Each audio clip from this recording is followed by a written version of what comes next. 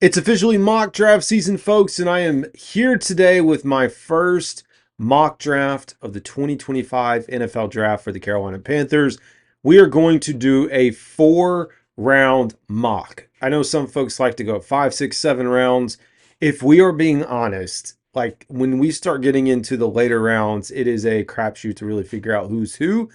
For me, as I get up to speed on guys, even going 4 rounds is a bit of a stretch, but I did go 4 rounds today just to get a feel for how things may look for the Panthers.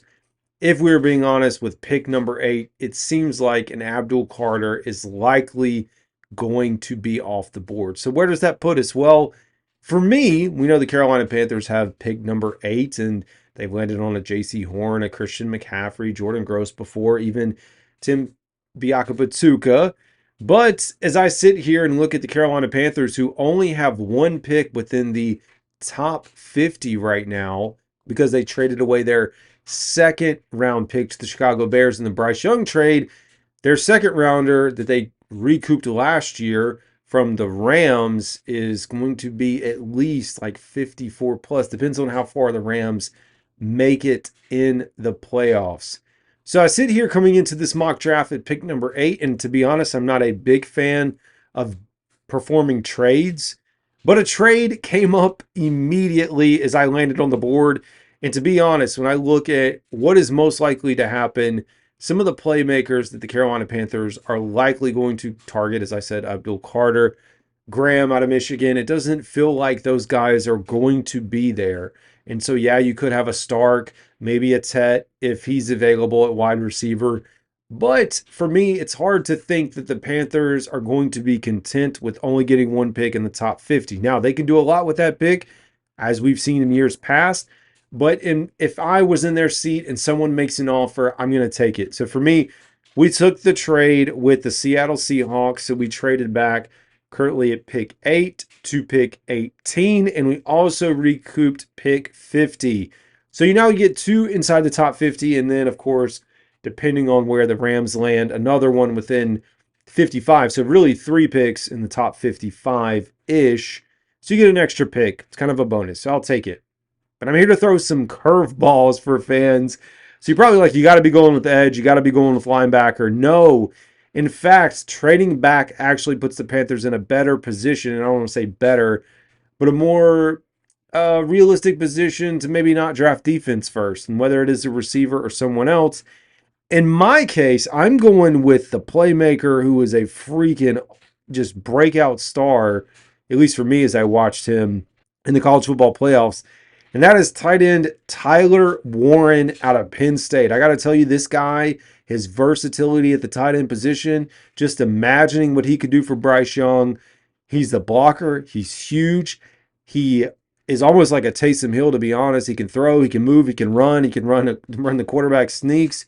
This dude is anything and everything, and I feel like he's put himself into a first-round projection, probably the first tight end that's taken. I know the guy out of Bowling Green is also really good, but I think Tyler Warren's draft stock is elevated. He's listed at 6'6".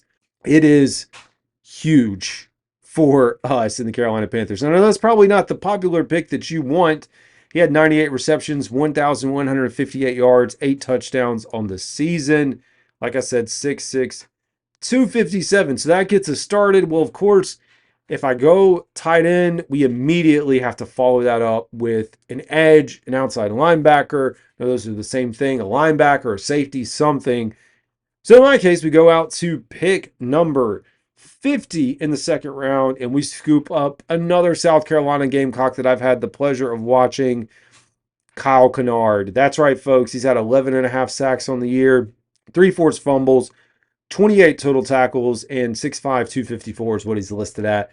He's a really good player, and I do think getting him in the second round, no matter what the Panthers decide, whatever the Panthers decide to do at number 8, if they stick and stay and get a safety, if they get a wide receiver, I'm hopeful that Kyle Kennard is available should they not decide to get an edge or outside linebacker, because there's a chance he creeps up into day 1 first round.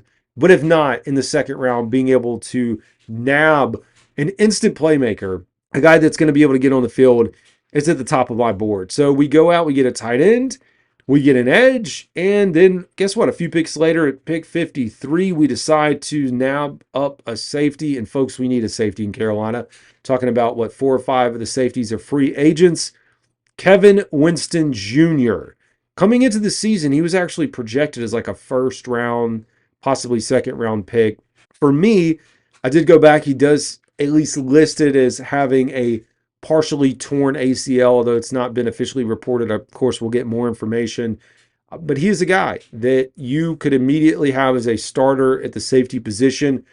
Carolina Panthers need playmakers on the defensive side of the ball. I have no idea what they're going to do in free agency, but jumping out of the gate, 6'2", 205, a guy that can cover your tight ends. He can play in the box. He can make tackles, and of course, cover over the top. I like Winston. I think the biggest question mark if you're in this position is, are you going to be willing to draft another guy that's coming off of a torn ACL? Even if it's partially torn, I could see the Panthers having a little bit of hesitation. So there we go. We go offense, defense, defense, and guess what? Pick 73. The Panthers do have that pick, their own. We go out and get cornerback Denzel Burke out of Ohio State. He has 2 interceptions on the season, 2 passes deflected, 43 tackles, 6'1", 193. It's still to be determined what the Panthers are going to do at cornerback. Are they going to bring back Mike Jackson? I know J.C. Horn's locked up.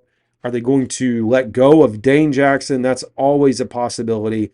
But for me, when I look at this mock, Denzel Burke is slated as a second round pick, a late second round pick. So the opportunity to get him in the third round, it makes sense. Number 64 prospect, according to NFL Draft Buzz, and number 12 cornerback. So I like continuing to build around the defense, and that's a theme that will continue to happen.